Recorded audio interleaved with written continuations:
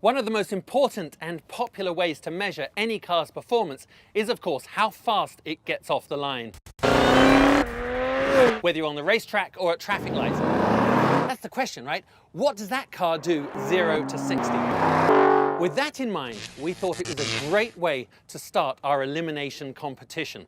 As you can see behind me, we've gathered a very impressive range of the latest rear-wheel drive 4-door sedans. Each one of them unique and very desirable in their own ways. Aston Martin, Jaguar, Cadillac, BMW, Dodge, and of course Mercedes, with a combined value of over $800,000. Now this is how it's going to work. When the dust settles on the 0 to 60, 2 of the cars behind me will be loaded back onto the truck and have to leave the racetrack. Ladies and gentlemen, it's time to start racing.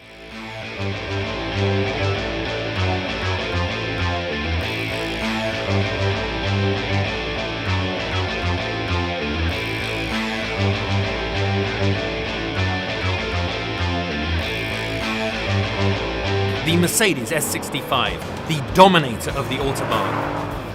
The Dodge Charger Hellcat. When it comes to pure guttural performance, the Hellcat could shake the establishment. The Cadillac CTS-V. It used to be the fastest production sedan around the Nürburgring, but how will it measure up today?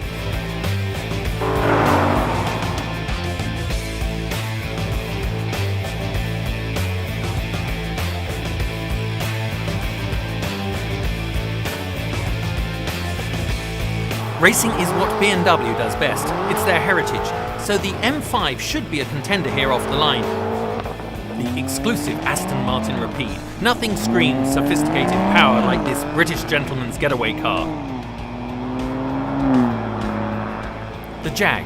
It might look sedate and stately, but it sounds and handles incredibly.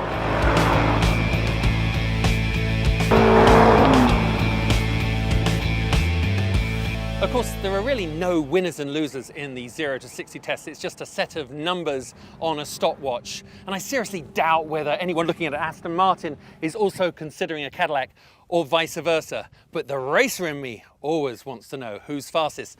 Okay, on to our next challenge. Now, the quarter mile was the unofficial benchmark of illegal street racing in Los Angeles throughout the decades. It was also the exact distance between the traffic lights. Mano a mano, it was the ultimate test of your car's acceleration up through the gears to hopefully over 100 miles an hour.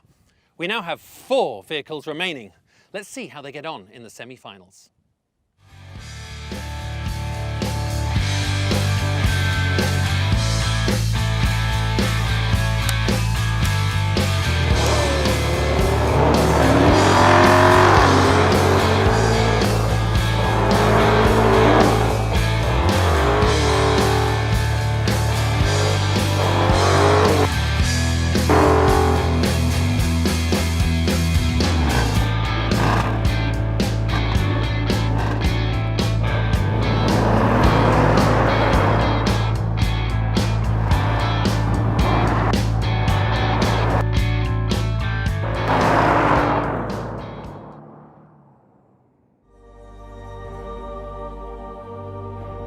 Well guys, this is it, the final. Only 2 cars made it this far, the Jaguar XJR Supercharged and the Dodge Charger Hellcat.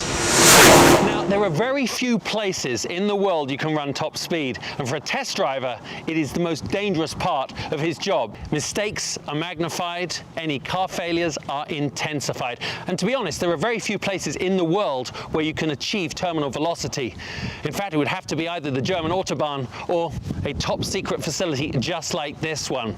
But there are many factors that come into play. It's not just putting your right foot down, going as fast as you can. You've got wind. Here today, we've got quite a gusty speeds, about 45 miles an hour. And of course, you've got track conditions. It's nice and cool, under 70 degrees, but little bits of sand drifting onto the track. And in the end, of course, it's all about trust. I'm going to rely heavily on the safety of these 2 vehicles behind me, especially the tires. Coincidentally, both of these are running on Pirelli P0s, a tire I'm very familiar with and have a lot of faith in. Very few people get the chance to go VMAX. I'm about to.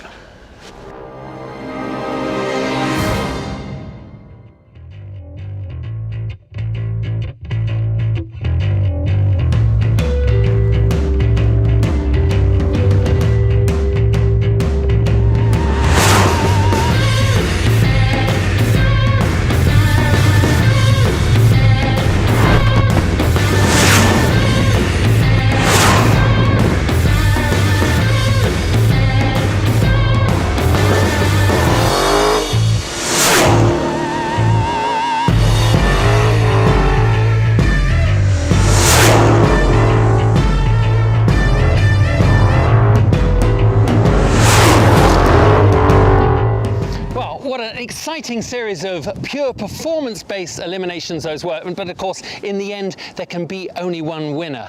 But in fairness, every single one of these vehicles is lustworthy. They're the kind of cars that kids want posters on their bedroom walls of, and the grown-ups want to show off on the way to the office in. But when one of them has 707 horsepower, it is a bit like bringing a very large gun to a knife fight. So, this time the winner of the fastest, most powerful production sedan in the world is the Dodge Charger Hellcat. In full disclosure here, I only managed to hit 194 miles an hour in the Charger Hellcat simply because this test track was still not enough room to achieve the recorded and officially recognised top speed of 204 miles an hour.